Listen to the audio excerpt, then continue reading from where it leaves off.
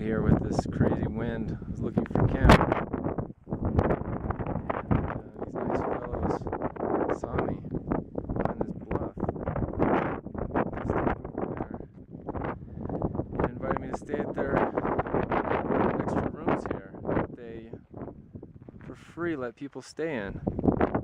Travelers and other people that are going to a nearby pueblo that's kind of far. And he came over and offered me to stay here for the night.